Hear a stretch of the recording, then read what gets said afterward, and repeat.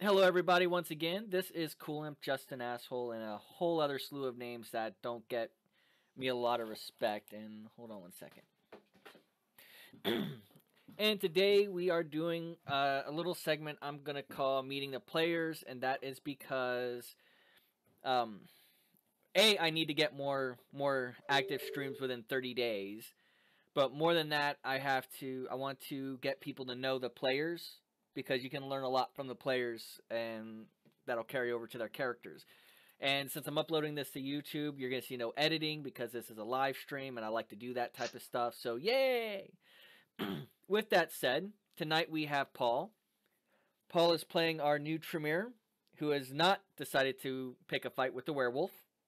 And we're going to ask him just a few questions.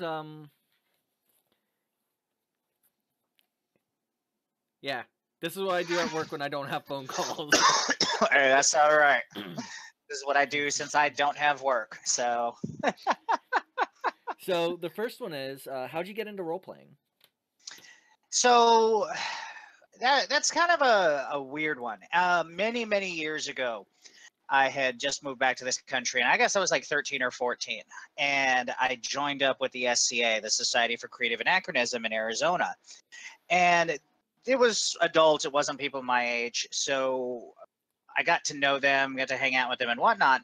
And during the course of that, one of them mentioned that they were playing BattleTech at somebody's house. And that sounded kind of cool to me because I had never heard of anything like that. So I was like, what's BattleTech? And they were like, oh, yeah, it's a game with miniatures and you play giant robots bashing each other. I was like, dude, that is the most awesome thing I've ever heard. So I was, I guess I was 14 or 15 at the time. And I was like, can I come hang out? And they were kind of dubious because, like, these were all grown ups in the army and stuff. And I was like, well, that's cool. So they let me come. And man, I just took to that crap like fish to water. I was like, oh, and then I played Cyberpunk and then Paranoia. Harn. Harn is a way back game. I don't even know that most people know about it anymore. That was an annoying game because it was ultra realistic to the point of keeping track of individual armor segments on your character as you fought and took damage. Oh no, my gauntlet has only 3 squares left. If I take one more specified hit to this, then I'm going to lose my hand. But my ass armor is perfectly fine. I always made sure my ass armor was fine. And So it was kind of like BattleTech with the armor points on each location. yeah, and it was and that was so bizarre to me because I was like, I can understand that for giant robots because you got to worry about that, but who cares about some elf-looking guy having those boxes? But it was kind of cool. And then in oh god, I want to say 92 or 94, I don't even remember exactly when Vampire came out. And in Sierra Vista where we lived, there wasn't a gaming store per se at the time. There was a quasi comic book bookstore place that you went to, and it had the Vampire soft cover first edition book on the shelf, and it was like $20, I think. And I picked that up and just I never looked back. World of Darkness, White Wolf has always been one of my favorite systems ever since then. So I've been playing for dang ever on this, I, and yeah. I feel the same way about White Wolf compared to like D&D and Sword and Board, and that kind of stuff just no longer interests me. Well, and for me too, you can get all of that in the regular White Wolf system. I'm not a big fan of New World of Darkness. The lore is interesting, but I'm just not interested in playing the game. If I want to play fantasy type stuff, I've got Vampire, Dark Ages, Werewolf, Dark Ages, any of the Dark Ages line. If I want to play Cyberpunk, I've got Mage. If and add infinitum. That's the whole thing. That's why I like World of Darkness games, and the system's not overly complicated. It's not like GURPS, because people will say, well, GURPS, you could do the same thing. Yeah, that's great. If I want to get a degree in math and spend an hour, making a character and then having to math it up so I understand what I just made, it's kind of like playing Champions, in my opinion. That was an annoying game. But Admitted, Admittedly, I haven't played Champions, so I can't say anything about that. Oh. Let's put it this way. I still have character sheets that I'm mathing through from like 7 years ago in that game where I'm like, I think I have the right numbers here. So someday when I get my degree in mathematics, I'll be able to finish Champions. It really is complicated. One day or another. Mm-hmm. Let's see.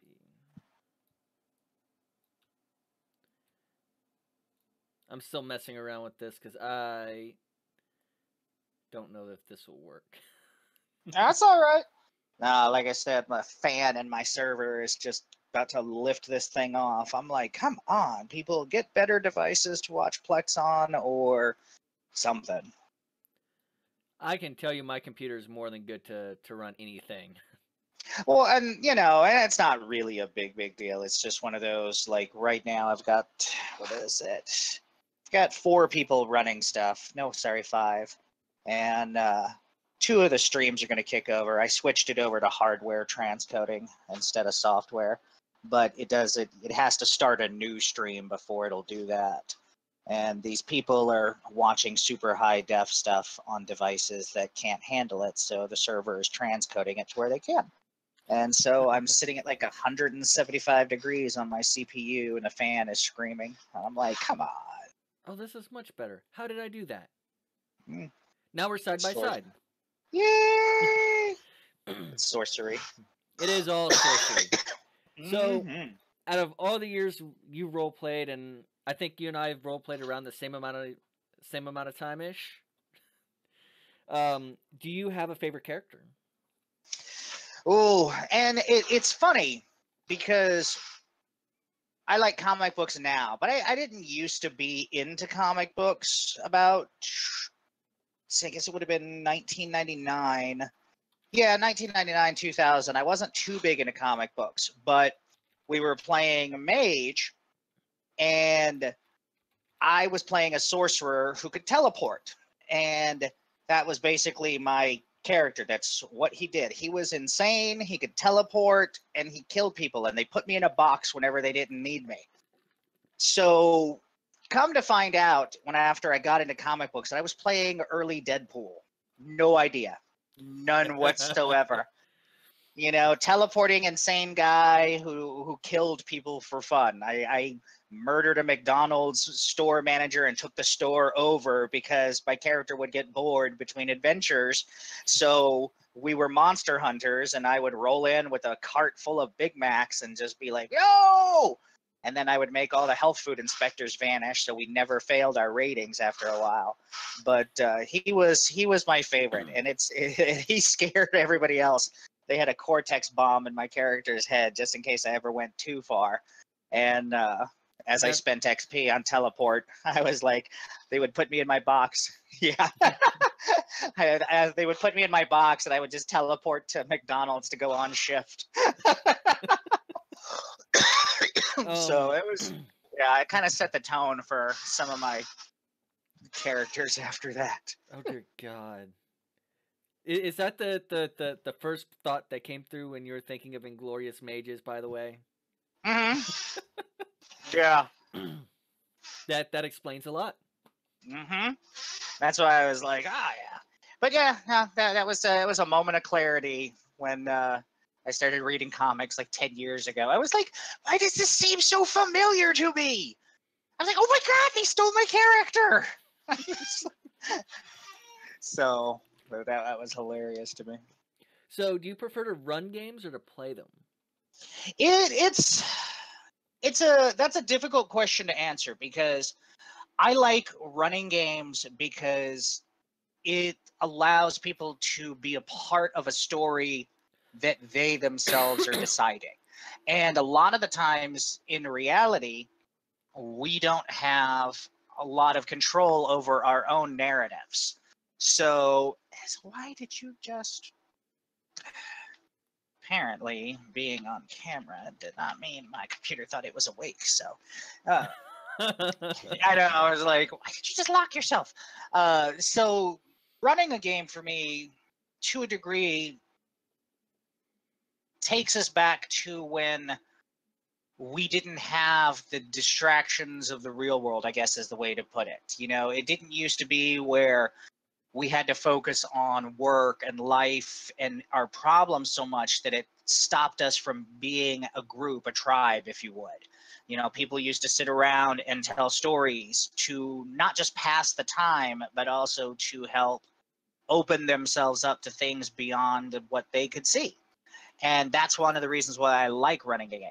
Now, conversely, I like being in a game because I'm freaking hilarious. I'm funny, and I just like doing it. I mean, a lot of the characters I play they have a lot of similarities in that they're kind of goofy or they're bizarre or whatnot, but they get stuff done. And a lot of people who play sometimes have a hard time getting that momentum, that forward going. And when I play these games, I don't necessarily have the same need to advance my character. Like in the vampire game, the last vampire game I was in, I played a Giovanni whose character goal was to take neonates and make them ancilli. Basically, I was their babysitter, and that's what I did. I had a humongous amount of money, da da da da da. So I would pick up neonates, make them part of the coterie, and turn them into useful vampires and set them free. Is this a useful vampires or actually useful vampires? No, actually useful, and it's, because a lot of the times as White Wolf games have gotten older and older and older, people like the games, but they don't necessarily have the depth of lore that I do. So playing the games for some of these people, like in the last one, I think I was the oldest person in the game to begin with. I had been playing the games longer than anyone else, and 99% of the people, this was their first White Wolf game. Oh, wow. So, yeah. So, with that, it's fun to take on that role, but also to kind of show them what you can do with this, because a lot of people have a hard time wrapping their heads around something. The mage is a perfect example of that. Like our friend Steven, he wants to play mage, but he still has this hard time understanding the concept of use your imagination, because mage has limitations to certain things, but you can get around those. It's like this ultimate lawyer challenge. Oh, well, I've only got this many dots in this. Let's see how I can negotiate my way around this. I facepalm at that mage game we played in together. That was so many things. So many things. Yeah, and it's just, and it's different styles. I mean, and it's different styles, and I think it would have been better if it had been a technocracy game in that respect, because that kind of mentality is a technocracy thing where things are rigid and you fall within certain, da da da da da. There's no room for individuality, and that's cool. There's room for individuality, but it all has to be within I can make this work with science, because that's what we do. Mm-hmm.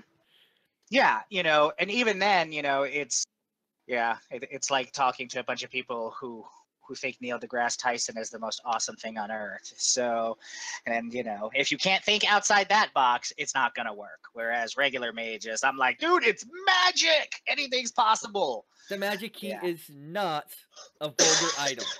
That's right. That is exactly it. Yeah. I'm letting that one go. I'm letting it go because Sinclair by far was a more compelling character than Street Rat ever was. Yeah. I liked that guy. I thought he was cool. So, yeah. I thought he was a fun character to play, to be honest. I enjoyed playing him. And I did. And I really... And that's the thing, too, that I like about White Wolf games, is because when you're playing these games, you are not bound by a fantasy, somebody else's world. Our world is already bizarre enough as it is. People just don't look at it that way. So when you see a Voodoo guy walk through the door and you're like, I'm going to guess that guy's a mage, and either he's here to yank my heart out or he's here to be part of my team. And that's real life, truthfully. I mean, because I am that one guy in most groups when I be showing up in my steampunk stuff. You don't go, huh, I don't know what's going on with this guy. You know that there's something interesting about to happen. And in fantasy worlds, everything is interesting and everything is, already like that. But that's just a weird thing of mine. Yeah. So out of all the systems, since we know we can narrow this down to White Wolf, what's your favorite system to play in? So Or is this one of those conditional things where it's like, if you're feeling this type of thing, you're interested into that? No, not really. I actually am a big Savage Worlds person. Savage Worlds for me, I have loved the whole Savage Worlds line as well as Deadlands Hell on Earth, all of that stuff. And I've been playing that for, gosh, years and years and years now. So to play in, I like Savage Worlds because it is similar in that all of the systems are roughly the same. If I'm playing Necessary Evil and I want to play 50 Fathoms, same rules, same things. Just like with White Wolf. If I'm playing Werewolf, to Vampire, to Changeling, same rules. That being said, though, World of Darkness games is one setting only. Just one setting. And within that setting, you could do a lot of bending of reality, but at some point it becomes not realistic. Whereas with Savage Worlds, there are hundreds of settings for any kind of mood that you're in. You want to play Victorian Monster Hunter? That's Rippers. You want to play a superhero? That's Necessary Evil. Things like that. And so with Savage Worlds, you have many more options for the kinds of games you want to play, and they're individualistic. There's no tie from one to the other. They doesn't have to be. Like I said, so with World of Darkness, it's the World of Darkness. Once you know all about the World of Darkness, you know everything about that. Savage Worlds, anything is possible. I mean, my World War II Mage game draws heavily on. Is it right there? No, I guess not. I guess it's over there where I can't reach it. Weird War 2. Savage Worlds game. Weird War 2, which is World War II, but with monsters and stuff like that. So, by the way, about Inglorious Mages, and that's my name for it. I see no problem with that. Like I said, I have the two characters depending on if that game comes to fruition, what's needed. Yeah. I have a pilot biker who that's awesome. Who is a space marine. All right. And I have the Codebreaker. Yeah. Now the Codebreaker might be a little bit more practically useful, depending. Yeah, and that's kind of with Mage though. Everyone is useful. That's my mentality on it. Even if you're Gimp, So what do you like to run? Is it Savage Worlds as well? And I was thinking about that the other day because the White Wolf games I've run recently are the only games I've run in years. I can't really recall. Yeah, I ran Deadlands probably about 18, 19 years ago. So that's something I'm looking into, just one-shotting. And that's just, I like doing one-shots also to give people kind of a feel for different things. A lot of the times it's hard for role players to find groups in their area. I constantly am seeing posts on Reddit and stuff like that, looking for game. And we had talked before about how hard it is. You would think in a city of over 1 million people, it would be easy, that there would be more. And like we talked about, there probably is. Right now, there's probably 2,000 people in this city right now playing a role-playing game, but no one outside that circle of friends would know. You have 3 people, maybe 4. Mm-hmm. If you're lucky, 5 or 7. Mm-hmm. Who are sitting down at a table at some point throughout the week going, yes, I get to role-play today. Yep.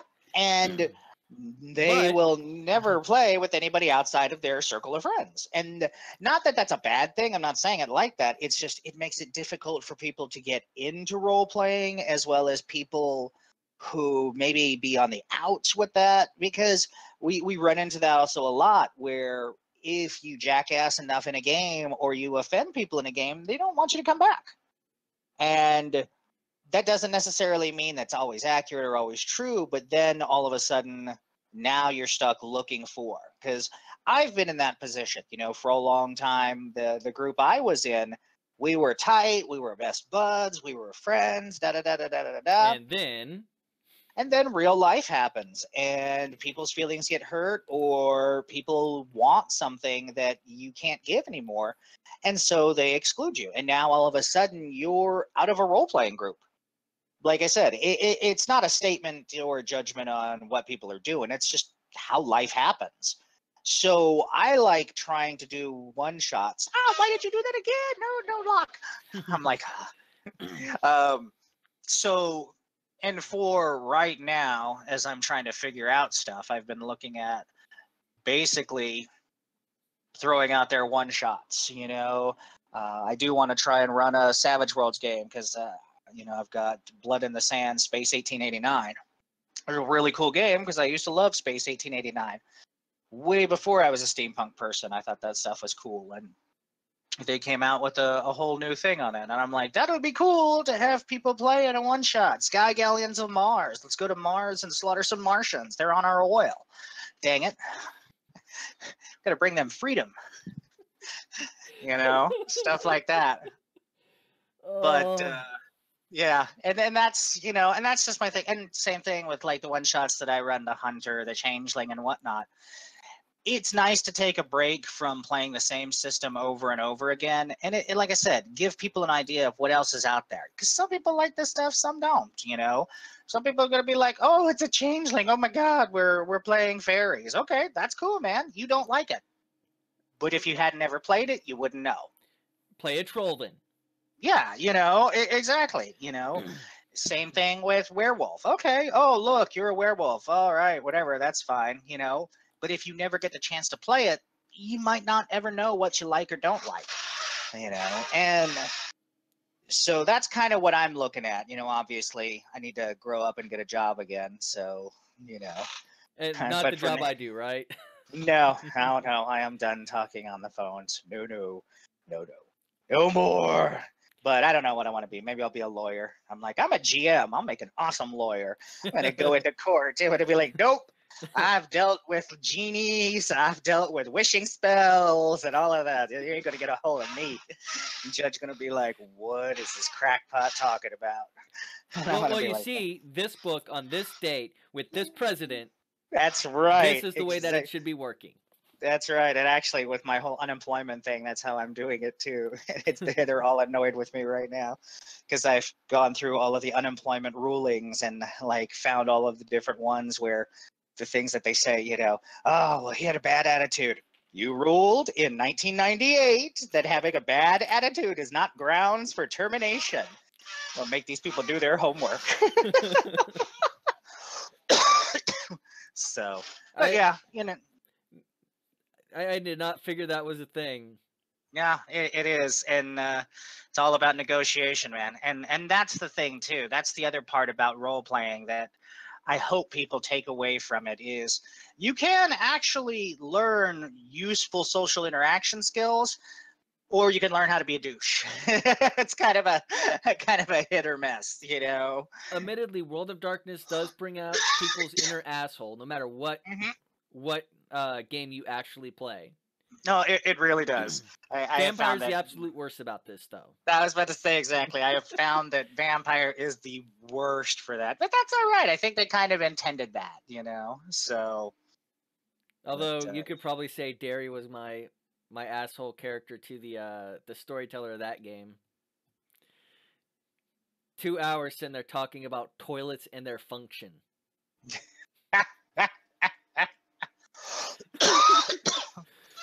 That's hilarious. I know Becky enjoyed that. Oh yeah, no, that was Yeah, that was a trip too. And yeah, and that's something else, meeting a whole diverse different groups of people, like I said, that you'd never think. And that's why I wish there was more accessible venues for people. Like I said, again, we're a city of over 1 million people, and there's what, like 8 gaming stores here? You know, let's see. So we got, uh, and some don't even really count because they're more war game stores. Like Alien Um, Worlds doesn't really have a whole bunch of tabletop gaming space. I want to say it's Hero, around a dozen or so well, because but there's you a lot also of new stores opening, there are, but but some of them they're are kind of going for that niche for what they're looking for. exactly. And I was gonna say, because I mean, Heroes and Fantasies is literally less than a mile from me. Close at 8 o'clock every day that they're open, no matter what. And I'm like, what is the point of that? And that's all their locations. Well, to So be honest, even if we were there, we would probably spend maybe $20. yeah.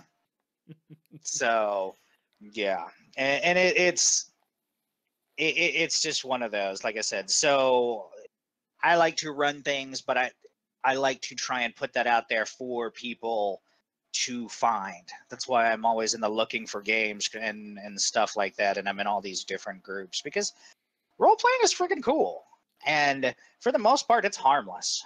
You It's know, it's wonderful escapism. yeah, and like I said, and unless you're doing an obscene amount of gaming, there's no negative downside to it, and it's for the most part free. Well, I mean, like I said, No, no, no, there no. are, yeah, Back before I got married, I went up to New Jersey to find my roots because that's where I was born. And I'm sitting there and I get back to San Antonio and a friend of mine whose brother you're going to if you stop by tomorrow, we're going to do character creation for him. I was interested in his sister like as a dating thing because I knew her in high school. I was really attracted to her, blah blah blah. She introduced me to this role playing group where we played anywhere between 4 to 5 nights a week. One person would run a game and two other people ran a game. Sometimes it was LARP, sometimes it was tabletop. Depends on the day. yeah, There's more than a few days where I stayed up for more than 48 hours and was falling asleep at the cash register at the gas station I worked at. So, do you like playing Tremere, or is this your first time playing one? no, I have played every clan of every kind of vampire. For your particular game, because it's an Anarch primary game, I figured they needed a dose of mental power because Anarchs are not necessarily known for their brain power. And I figured that a Tremere, even though they would be disliked, would also be able to annoy them into doing something, which is exactly what's happening. Oh my. And that's kind of Daddy Tremere, make him stop. yes, exactly.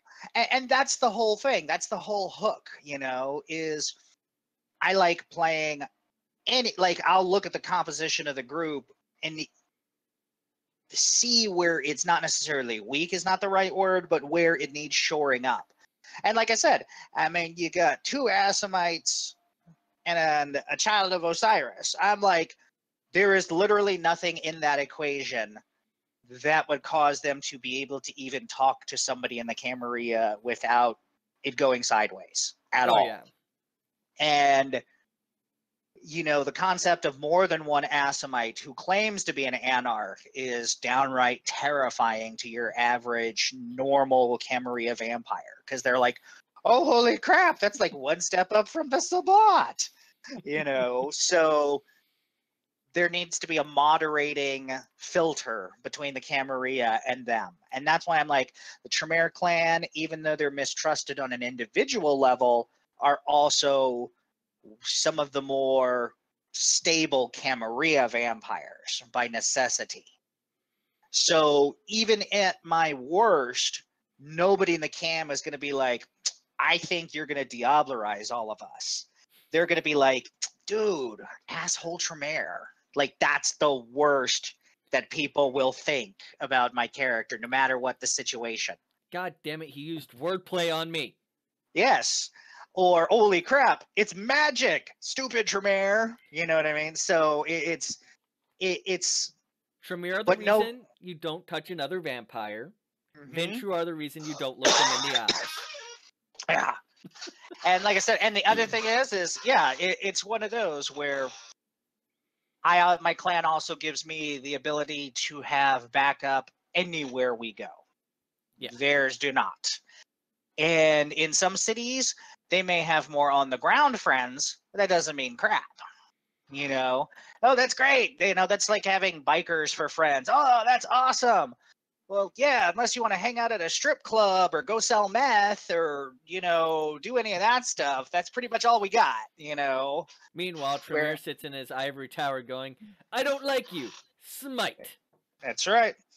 You know, and it's useful, I think, overall to the group. And like I said, I can nag them into action. And that's something that I think we're going to see a lot of because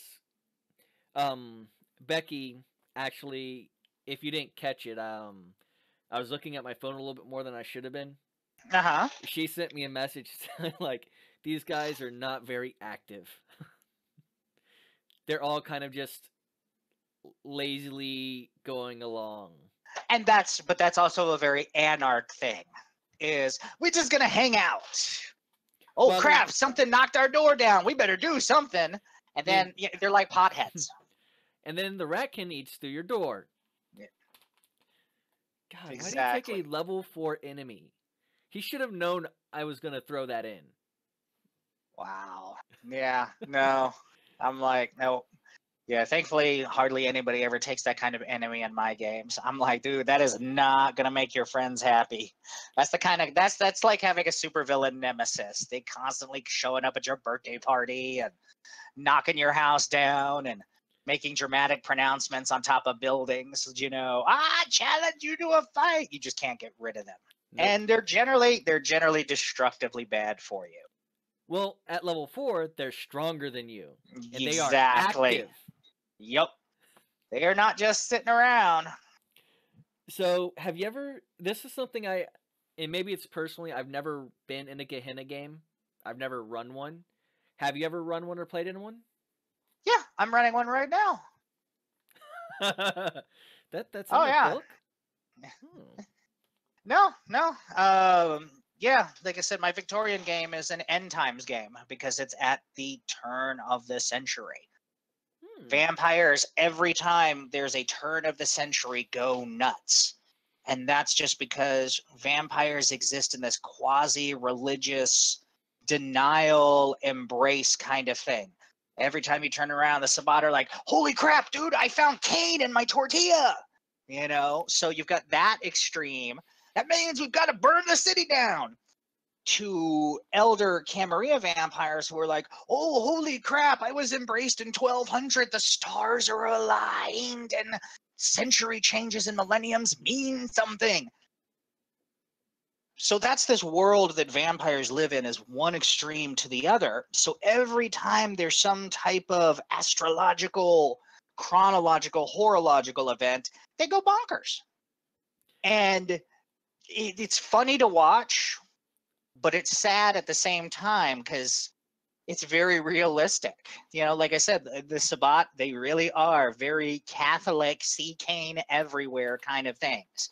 Cain is like Bigfoot to them, you know, which is like never in focus, but you can always find a picture of him somewhere, you know, and it's like some kind of sign to do something.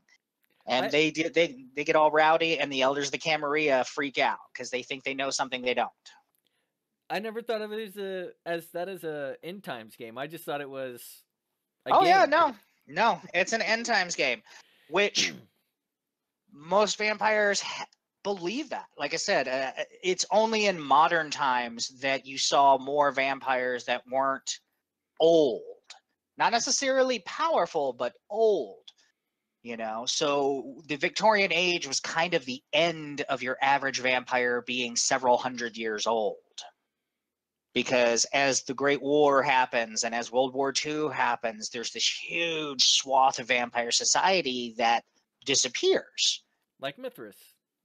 Exactly, and the Sabbat goes through its civil wars and things. So you have this generational, quote unquote, generational gap where you start having just a few vampires that are old. And so more modern vampires fill their place. So they don't have that medieval, quote unquote, attitude about these things, which is part of why when the Week of Nightmares happens and in Time of Judgment, they're all caught flat-footed because they don't believe in this crap. They're like, they're like, dude, that's the kind of stuff my grandma told me. Oh, watch out for the chupacabra, You know what? You guys like... said this was happening 300 years ago. It never happened. It's probably never going to happen. Is that exactly God's holy light coming down from heaven and burning up every single vampire? Not in that one church? Mm-hmm. I guess it is. I should have listened to the gargoyle. Yeah, exactly. And by the way, for anyone watching this, that is a spoiler for one of the stories in the Gehenna book that was published, a decade ago? No, Time of Judgment, yeah. Yep. Oh, it wasn't even a decade ago. God, it's been almost 20 years ago. I'd have to look at the date on it. That's in my bag. Yeah, that's also why I bring that book with me to every game, too. Hold on one second. Oh, no, you've got Gehenna. You don't have the Time of Judgment book. That's different. Oh, are they different? Oh, yeah, the Time of Judgment book? Yeah, that's End of Everything. Oh, that's right. Yeah, that's the book that ends all of the White Wolf games. 2004. Yeah, that's what I said. Yeah, so it's almost 20 years ago. Wow. I guess 15 years ago. Yeah. I think Time of Judgment was 2002. Yeah, something like that. All right. So besides wanting to smack Alistair when we get back on Saturday, I know he's not going to be there. We're not playing Saturday. Oh, we're not? No, nobody's. It would be you and me. Oh, wow. Yeah, Becky's going to a wedding. Linda has to work. Steven's going to be coming back from town. And I don't know if Brandon will show up. And you're it. You know what I mean? So that was actually something I was going to post tomorrow, is that there was no game. And that's just, like I said, because there's nobody to play. Well, teardrop. I know. I was like, oh, we're so close to the end of the game. Like I said, we've got 1, maybe 2, and then we'll just look at what we're going to do from there. You know what I mean? It's cool. That means I don't mind. Big slap Alistair. Right, exactly. For that comment in front of the Anacreon. Yeah. Now, mind you, I love the look that everyone gave me when that happened. Like, we're about to go into battle. I'm gonna. By the way, in for people not knowing about this, I play Alessandra in his Victorian game, and this is the first time someone's actually said, "Shh, the men are talking." That was so awesome too.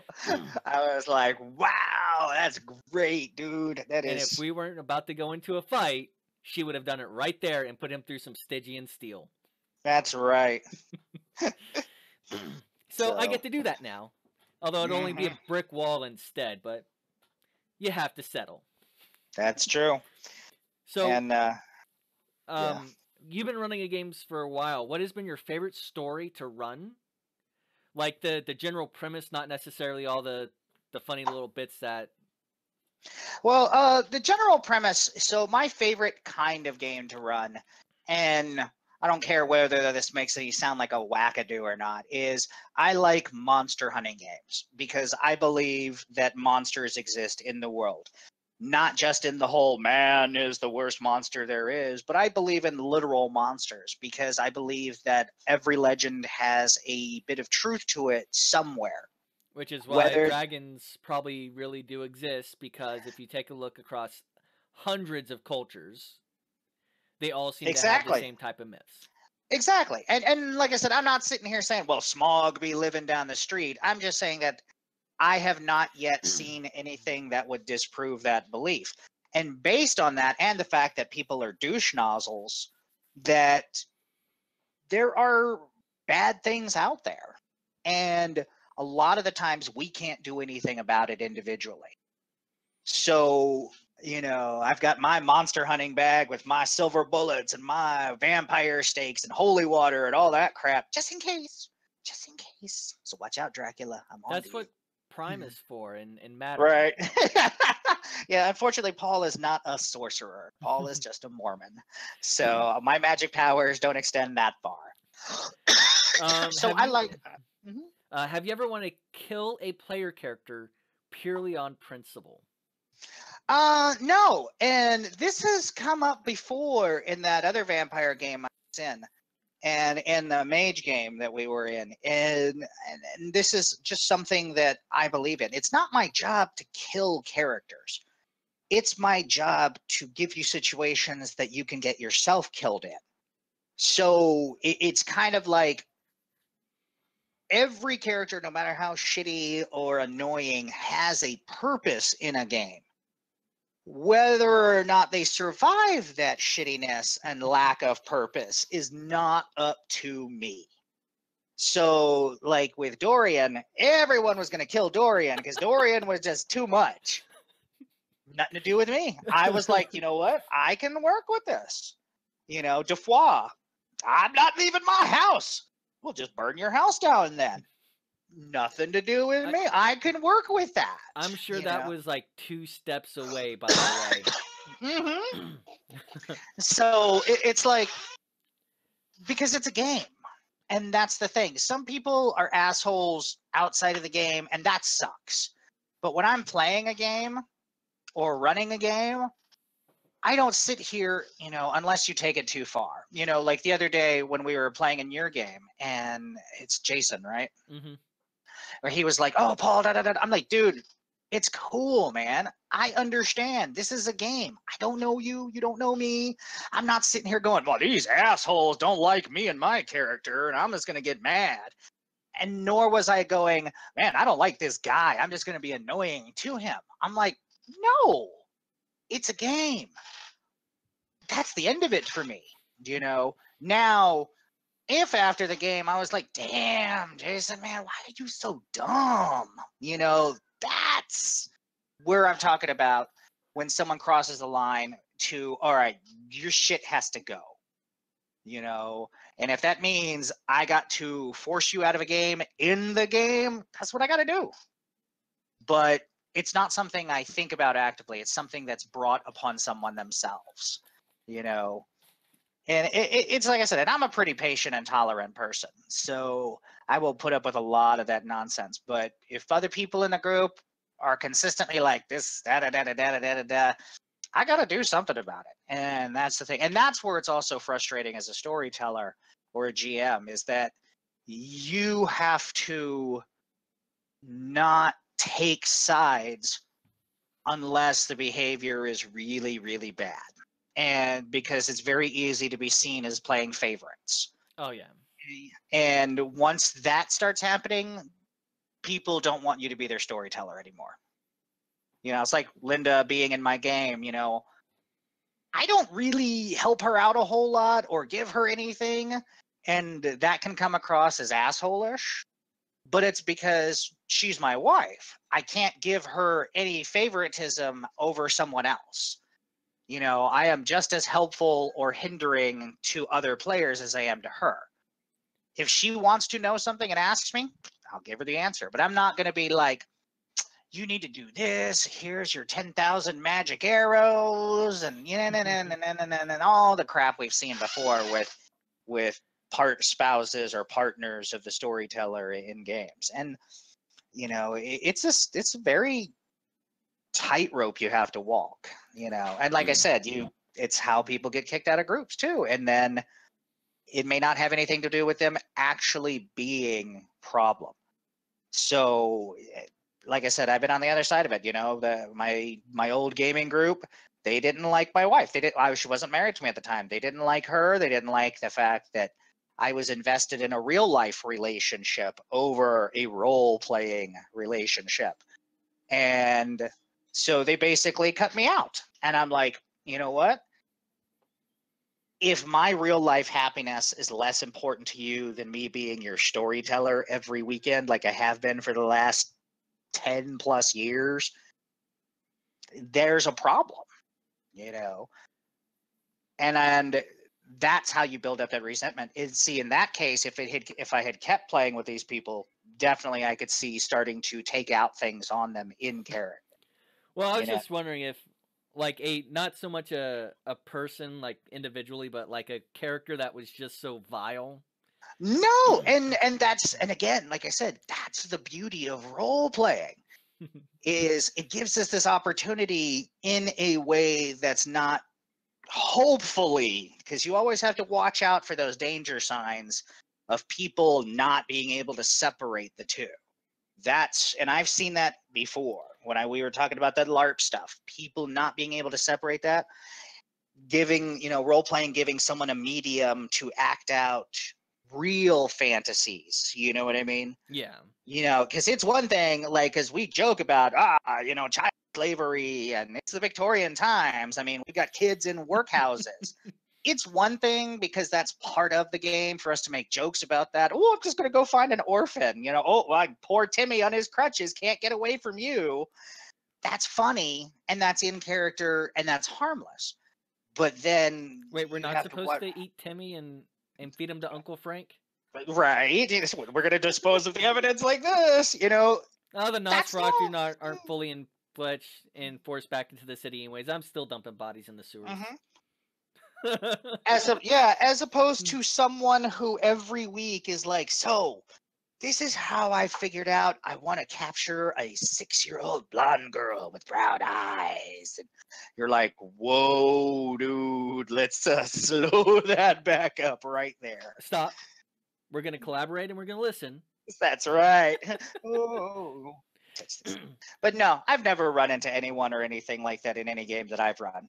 And the reality of it is again, it goes back to what the other players react to it. Because as a storyteller, you kind of have to incorporate whatever's going on. But like I said, if someone skeezes someone out in your group, yeah, that's totally on the storyteller to make them go away.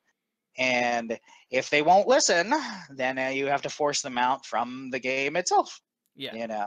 And I've had to do that where, you've seen it happen.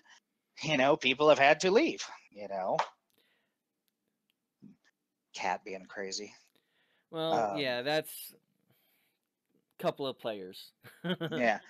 And that's just how it goes. I mean, these are way more in-depth answers than I think you might be looking for. But I mean, I'm just like, oh no, it's something to, like I began out with the introduction. It's kind of to get the 7 streams in the last 30 days.